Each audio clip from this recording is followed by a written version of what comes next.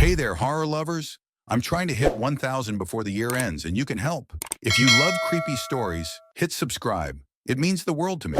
Now let's dive into some terrifying new Reddit stories.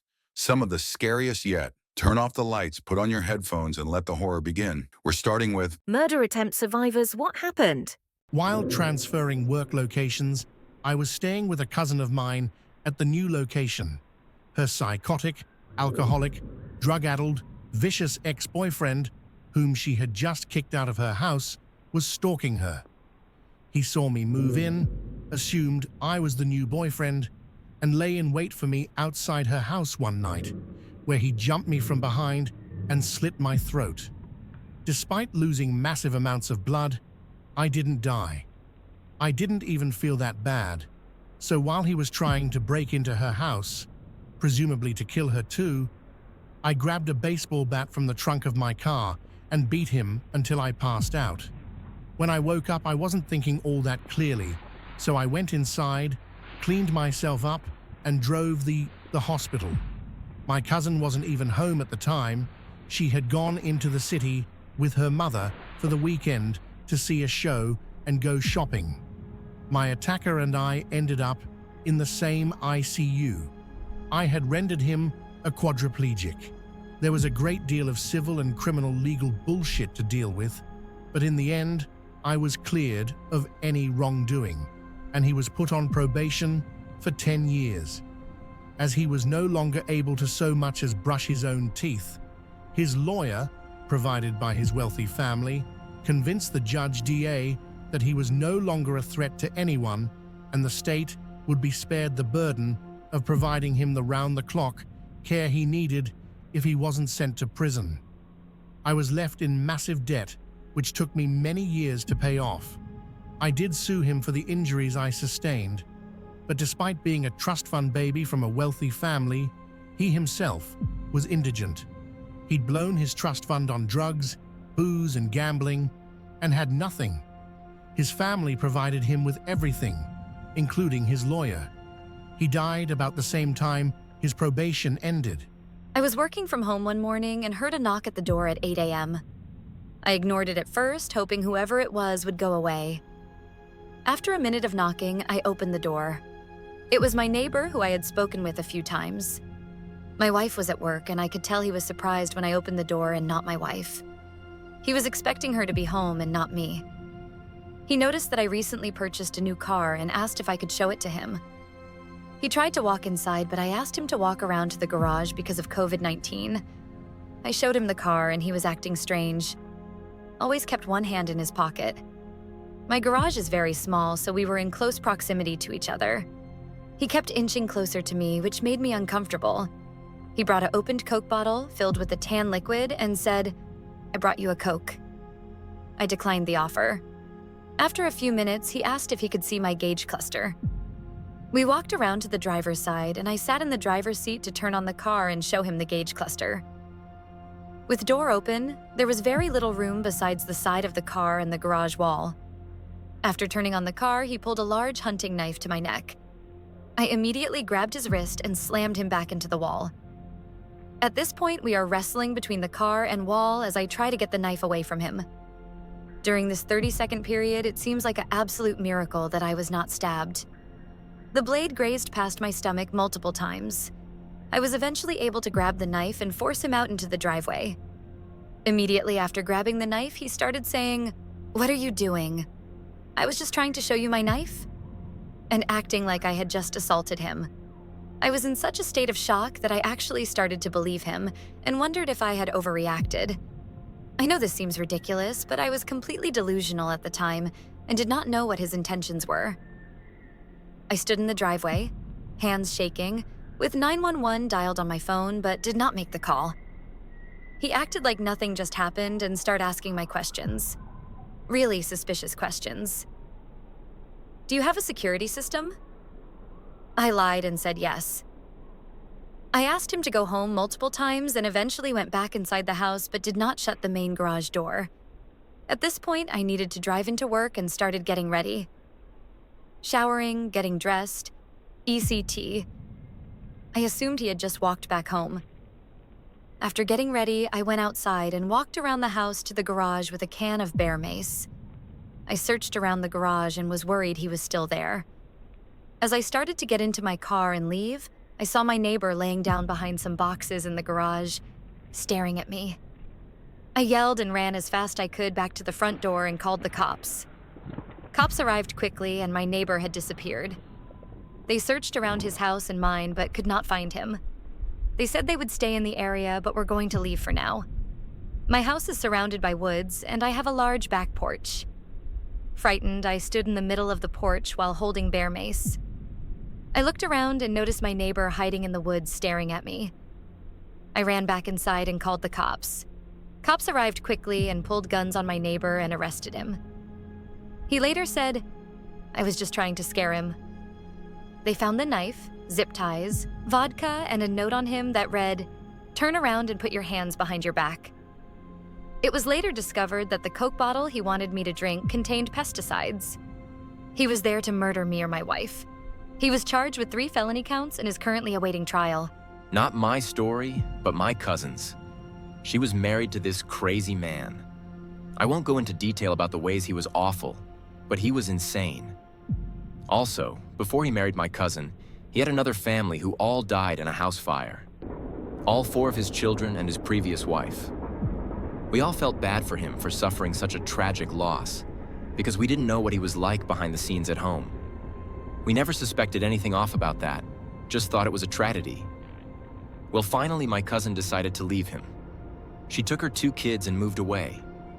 She had to leave abruptly, so she was missing a lot of important things. Social security cards, birth certificates, stuff like that. One day, after things cooled down some between her and her ex, she arranged for her to go over to their old house and gather the rest of their things. He asked that she bring the kids, because he missed them. Luckily, she decided to let them stay at their friend's house instead. She went over to the house, and he was absolutely enraged that she didn't bring the kids. He shot my cousin 4 times and then shot himself in the head. He was planning to do a murder-suicide with the whole family. That's why he wanted the kids there. My cousin was shot twice in the neck, in the face, and in the arm. Somehow, none of the bullets struck any major arteries or anything. She was able to make it next door to her neighbor's house and get help. She survived a murder-suicide attempt, and her ex didn't. That whole thing really makes me look at that house fire tragedy in a different light. My heart dropped when I saw this question. I was 15, and my dad plotted to murder me. My dad had only been back around for a few months after being homeless for a while, due to his 20-plus-year meth addiction. He had never been violent towards me before, but I later found out he had tried to kill my mother just months prior, and she brushed it off as him having a PTSD episode. I came home from school. He surprise attacked me by suffocating me with a pillow, strangling, and attempted to sexually assault me. I had just gotten a boyfriend and wasn't around as often, and by the language he used when trying to assault me, it was clear this was the source of his anger. He had the TV turned up to an extreme volume so no one could hear me scream. I ended up being able to get up and run to the bathroom, the only room in our house with a lock. He grabbed the door, but I found a sharp object in the bathroom and told him to back up or I'd kill him. I somehow was able to shove the door shut and lock it. He tried to get in the bathroom but couldn't. He actually said, "I'm leaving," and closed the front door to try and lure me out. It was quiet for a while, but then I heard him breathing outside the door. He eventually left after a few hours, taking my money I had hidden in my bedroom, and called a relative telling them I'd been in a terrible accident and he needed a ride to the hospital. He ended up running when dropped off and was missing for a year. Most terrifying year of my life. His body was found by a fisherman at his favorite lake growing up. They found high levels of meth in his system, and it appeared to be a suicide. Later, when investigating the home I was attacked in, they found hammers, duct tape, knives under my mom's mattress, and looked like he very much so intended to kill me. Edit. Thank you everyone for the kind words. Certainly the craziest life experience I ever hoped to have, and therapy was a long journey. The craziest part of it all was that my dad from childhood was still there simultaneously with the horrid attacker. He cried outside the door for a while, telling me he was so sorry and I wouldn't ever see him again, but would switch to trying to lure me out and being aggressive. There were many moments I could hear the duality of who he was.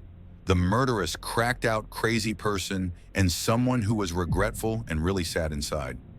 IDK, just thought that was an interesting thing to add for context. It's not always just so cut and dry between a crazy bad person and a good normal person, I've learned. My heart dropped when I saw this question.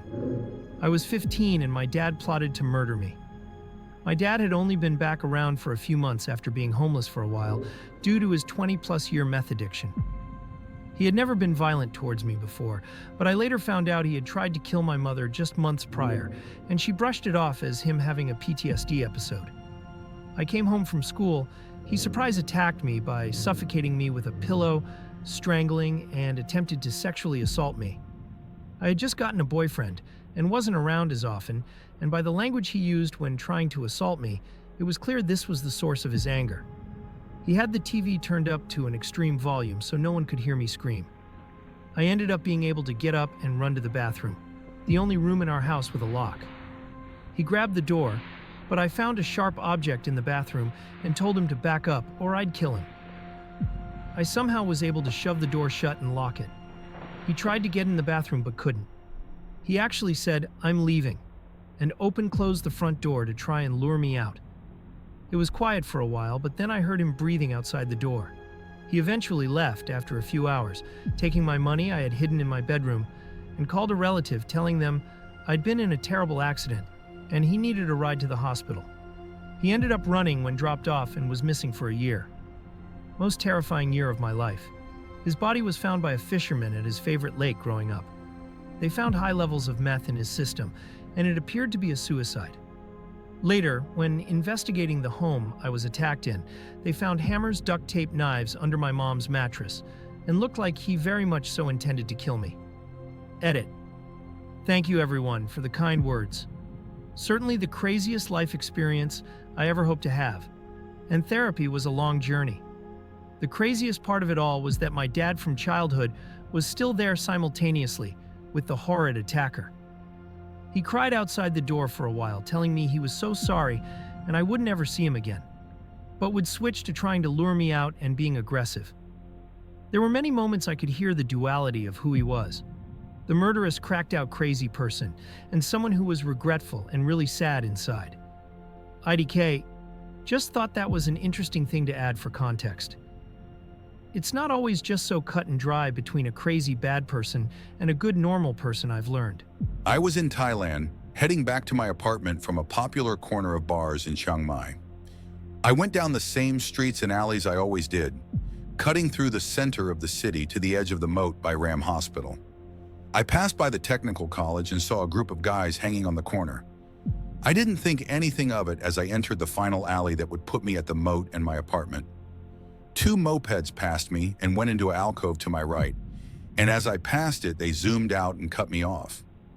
4 guys hopped off their bikes and one approached and said, "Where are you going?" and decked me in the face. As I think, did this motherfucker really just punch me in the face? I look up and he has his arm up and holding something in a swinging motion, and I did the only thing I could, put my arms up to protect my face and yell out. After several blows to my arm, I attempted to turn and run, but his buddies were there to stop me and kept cutting off my escape. After a couple minutes, could have been less. It's all a bit of a mess of memory. They all hopped on their bikes and dipped. I have no clue why. Maybe it was my yelling, and I looked down at my arm. My left arm, below the wrist, was cut halfway through, one of my bones completely exposed, marrow and everything, my hand hanging uselessly at the end. And I immediately knew I was in deep shit, even though I didn't feel a thing. I have minor medical training, so I took note that no arteries were severed, but I was bleeding profusely and needed help. I went to the guest house nearby and asked the attendant for help. Poor thing looked faint when she saw me lol. She got me in her car and took me to Ram Hospital, literally 100 yards away. Turns out what they guys swung at me was a machete, according to the doctor.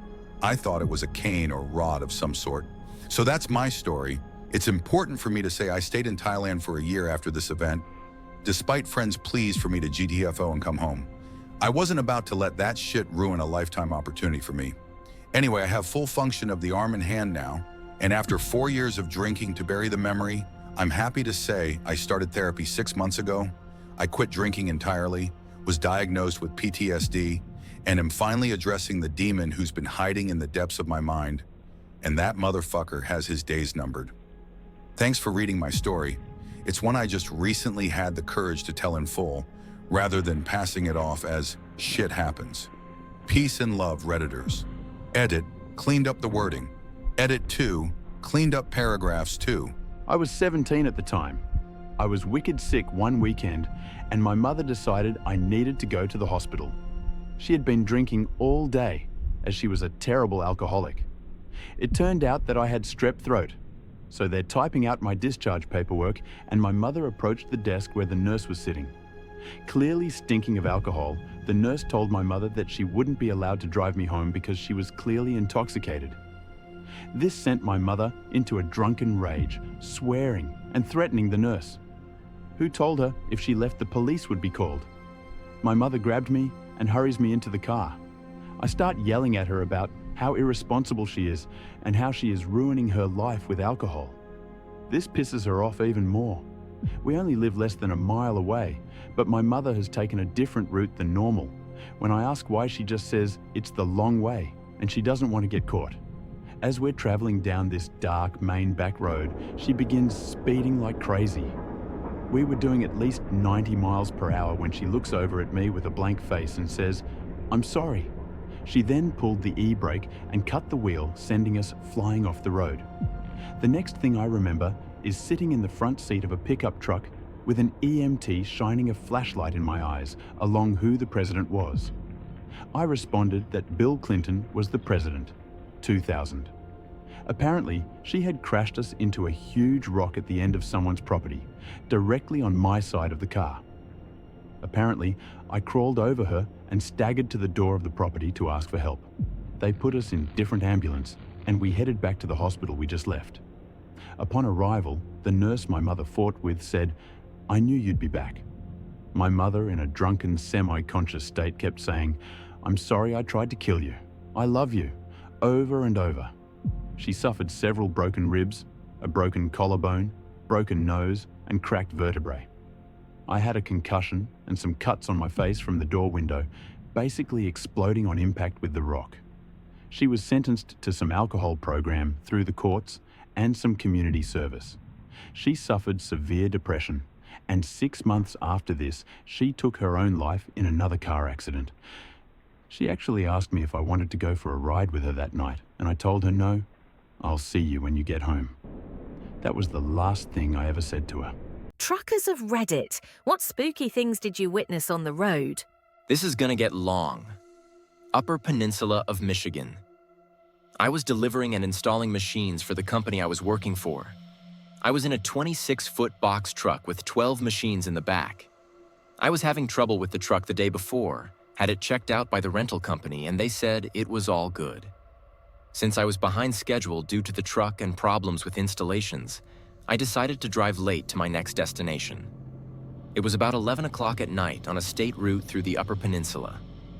There were no street lights, there was no other cars. The headlights from my truck were the only thing illuminating the road. I was already creeped out. At the peak of feeling like I was in the middle of nowhere, because I was in fact in the middle of nowhere, every single light on the dashboard of the truck lit up, and then it stalled. Now it's pitch black, I am stopped, and the truck isn't restarting. Rather than eat up the battery trying to turn it over, I shut everything down and started making phone calls. As I was calling everyone and anyone that would listen, I sat in the dark night, with the only light being from my hazard lights. I looked up and saw something move in front of the truck, just out of distance of the flashing lights. At first, I thought it was my imagination. I finally got a hold of someone, and they told me it would be 2 to 3 hours before they could get a mechanic to me. So now I am sitting in silence. The only noise is the clicking the hazard lights are making, and I am staring out the windshield into a void of darkness. When I see movement again. Just as I was about to shit my pants, my phone rang, and that nearly secured the pants shitting because it scared the hell out of me. It was a mechanic that wanted me to get out, open the hood, and check some things out. Number, I am not getting out of the truck. With an explanation as to why. He was irritated with me, but I didn't care. So finally, after seeing the movement just out of range of the lights one more time, I threw on the headlights with the high beams. The headlights caught 3 wolves snacking on something that looked like roadkill. I honked the horn, and they looked at me like they were irritated more than scared. I was safe. The wolves more than likely weren't going to bother me, but it was spooky just knowing they were there. So I shut the lights off. I would turn the lights on occasionally to check to see if they were still there. I was basically just sitting there listening to the hazard flashers click while surfing my phone. Each time I turned the lights on, the wolves were still there. Just to remind you, I am in the middle of nowhere. No homes, no business, nothing but trees, wilderness, and wolves. I suddenly heard what I can only equate to a woman's scream of terror that sounded like it came from right behind the truck. Then something slammed into the side of the truck, hard enough to rock it. I wasn't afraid of the truck tipping over, but whatever hit it hard enough to rock the suspension enough to move me around in the cab. It was a pretty heavy truck. I turned every light that truck had on, slipped it into reverse so the reverse lights came on and laid on the horn. I was checking both mirrors, and the only thing I saw was a shadow bolt across the road. I couldn't make out what it technically was, but in my head it was werewolf, yeti, Bigfoot lizard monster that was going to end my life, and it was going to be agonizingly painful the entire time. I also noticed the wolves were gone. From every nature documentary I've watched, the only time predators leave food is when there are bigger, badder predators around. By this time, I was in full Bobby Hill. "That's my purse, I don't know you" mode. Whatever crossed the road didn't cross very far off the road. I could hear it thrashing around in the brush, breaking sticks and what sounded to be logs. There was no noise pollution. I only had my window cracked a little bit and I could hear pretty well. I basically had the steering wheel gripped, all the lights on, and was feverishly looking out the windows and through the mirrors to make sure nothing was around the immediate area of the truck. I couldn't see off the road, and the flashlights I had were in the back of the truck in my tool bag. I'd have to get out of the truck to get to them. Finally, I saw some headlights through one of my mirrors. It seemed like it took hours for them to close the distance to me. The noise stopped as the headlights approached.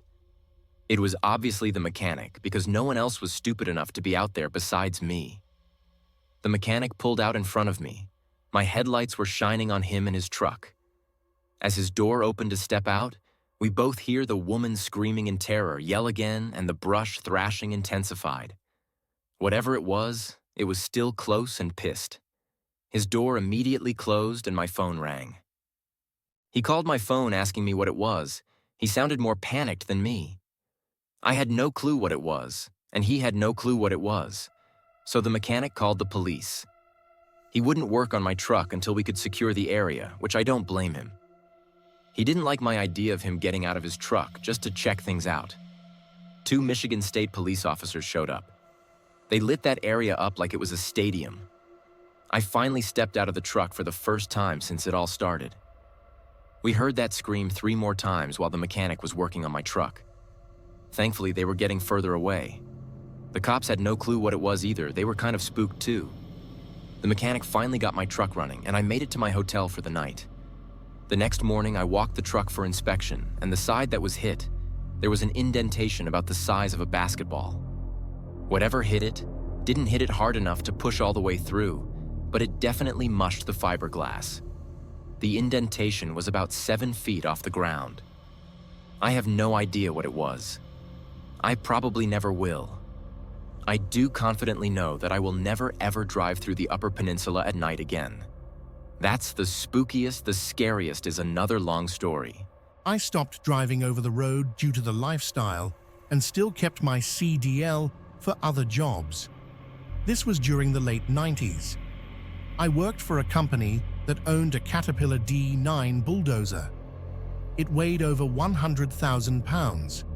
It wasn't common for them to move the dozer off the property, but they had the means to do it. Their means to do it was a 1980-something International tractor with a drop trailer. Both were bought specifically to move the dozer. Both had seen much better days. Both were functional, and as safe as they could be, they were just used hard. The tractor had a couple few 100,000 miles on it, but that isn't odd for older tractors. We hadn't used the dozer to its full potential for a while, so the owner of the company had lent it out to one of his partners. I was basically hired to operate earth-moving equipment. My truck driving experience was just a perk. They asked me to deliver it, and I agreed. We load up the dozer, secure it to the trailer, and I was on my way. The CB antenna hadn't been tuned in forever, so I was only picking up short range with a lot of static. Weather conditions were cold, with light snowfall. Reports of ice on the road in certain areas. I slapped the oversized load banners on the dozer, and off we go. One of the intersections on the state route I was on is notoriously bad. The intersection is at the base of a hill, and if you're coming from the side, the hill is on, you don't see the stoplight or stop traffic until you get over the peak of the hill. You still usually have plenty of room to stop. As I was approaching this intersection, the CB lit up, and a guy was basically screaming into it for traffic at the peak of this hill to slow down. The problem was that my CB wasn't tuned, reception was sketchy, and I only caught about every third word. I know the intersection, so I let off the accelerator when I peaked the hill, mostly because I hated and still hate that intersection. I would have had plenty of time to stop even with the road conditions if traffic was normal. Unfortunately, traffic was not normal. There was a fresh, pretty bad accident at the intersection, and traffic had backed more than halfway up the hill. The accident had just occurred, so there were no emergency services on scene. I now had very little space to stop a very heavy load with a very old truck. I started downshifting and braking, realized I was going to be cutting it very close, and started braking harder. Then I realized I was hitting large ice patches on the road. The tires were slipping and jerking the tractor around.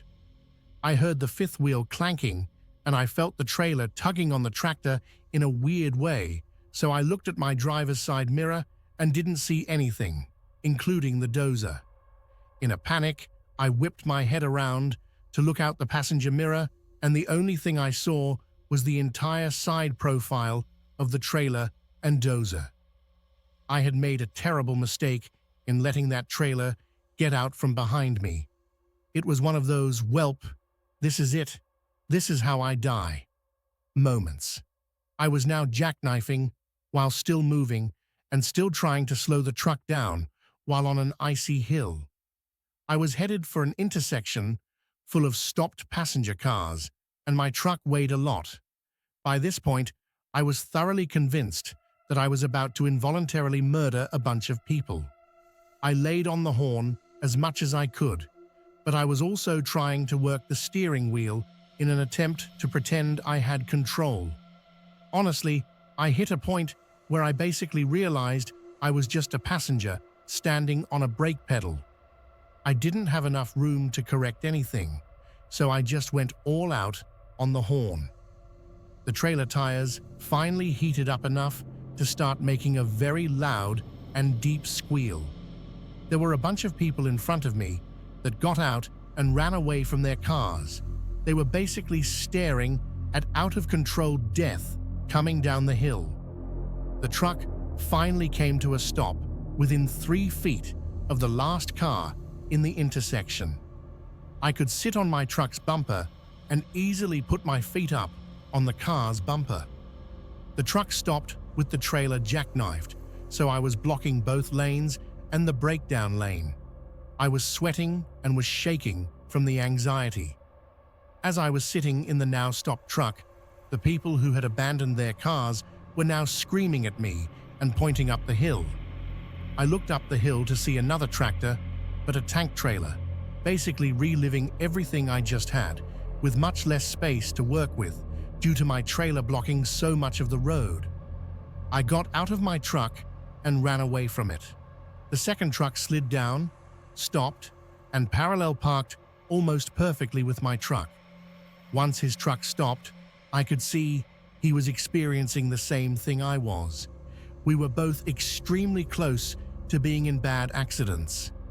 Thankfully, he was pulling a dry tank. I am pretty sure that's the only reason he was able to stop. He was running much lighter than me. By this time, the guy on the CB got through to enough truckers at the top of the hill that they basically slowed everyone down. Once the adrenaline wore off, I almost passed out. I have operated a lot of different vehicles in my life, and that situation was easily the most scary operating situation I have ever lived. I had zero control of the situation, and that's a bad feeling for an operator. I remember the people that ran away from their cars were comforting me. It's been over 20 years since that happened, and I still get the willies when I think about it. I saw enough accidents to know how that could have turned out. Had I not been able to get that truck to stop, I would have ripped through all those passenger vehicles with little resistance. Another 5 miles per hour, or being in a different lane, just a bit more ice, even the time of day would have completely changed the outcome of that situation. It would have been entirely my fault too. TLDR stop to help a motorist with a possible flat may have prevented a murder. I service fire equipment, so I drive a box truck and cover parts of Pennsylvania, New York, Ohio, Maryland, and West Virginia. I was in rural northwest Pennsylvania, returning from a service call and heading towards the interstate to go home. On the way to this customer, I saw a small pickup truck on the interstate whose right rear tire was steadily deflating. A mile or so before my exit, they pulled off to the side. I didn't stop to see if they needed help and felt a little bad about it. As I drove down this dark, twisty road, I passed a Dodge Durango pulled over into a barn driveway. There was a person lying on the ground behind it, struggling with something. It looked like the guy was trying to change a tire or get the spare out from under the Durango. Remembering the pickup from earlier, I decided to turn around and see if he needed help. I pulled into the first driveway I saw, about 1/4 mile down the road, turned around and headed back. Halfway back, the Durango passed me, going the direction I had originally been headed. I got back to where I had seen the Durango, planning to turn around again, but as I swung into the driveway, my headlights caught a figure lying motionless in the snow. I stopped and jumped out just as the figure sat up. It was a woman, maybe in her 40s, in a thin, torn black skirt and top. Her hair was mussed, her eye was starting to swell, she had red marks on her throat, and her lip was bleeding. I helped her up, got her into my truck, and cranked up the heat. I had taken my jacket off, so I gave it to her, and she covered her torso and arms. She didn't want to say anything. Her throat was sore, and she was badly frightened. I called 911, and they dispatched a police car. I gave her a bottle of water, and she whispered, "Thank you," then sat with her head bowed and eyes closed. It took about 15 minutes for the police car to get there, and she stayed silent. As the car pulled in, she said mostly to herself, "He's going to arrest me." The trooper walked up and motioned me to exit, asked her if she needed an ambulance. She declined, then asked me what had happened. I explained what I had seen. He wrote everything down, then talked to her for a few minutes. He helped her out of the truck and into his car. She quietly thanked me for coming back because she thought that guy meant to kill her. As far as I know, she wasn't arrested. She was pretty beat up, and the trooper spoke and handled her as if she were the victim of an assault. It was almost certainly a transaction, sex or drugs, that had gone badly. I never found out what had happened. I watched the news outlets for that area for a while, but never found anything. I was driving between Melbourne and Albury very late one night on the Hume Freeway. For the non-Aussies, that stretch of the Hume is very wide, flat, and straight, so it's boring and hypnotic, especially driving alone at night. It was the middle of summer, so I was surprised to see little wisps of fog whipping through my headlight beams, but then the smell of burning plastic hit my nose, and I realized it was smoke. Up ahead, there was one other car on the road, and I could just see a tiny yellow light on the back, like a candle flame. Worried, I sped up to catch this guy, and by the time I reached him, his entire muffler was on fire. I flashed my lights and honked my horn, trying to get his attention. Just as I drew up alongside him, I saw him turn to look at me, and then a huge gout of orange flame burst out from under the car and licked across his driver's side window. Needless to say, he pulled over in a big hurry, and I pulled over about 50 meters ahead of him. I jumped out from behind the wheel and sprinted back to him to make sure he was out of the car and safe, then back to get my phone and called emergency services while running back to him. It was less than a minute since he'd pulled over, and the entire car was a fireball. I asked if he was okay, and he said yeah, but his phone and wallet were both still inside the car. I let him use my phone to make some calls and gave him all the cash in my wallet, which wasn't much at the time, and finally continued on my way once the firefighters and ambulance arrived. Let's just say I was wide awake for the rest of my drive.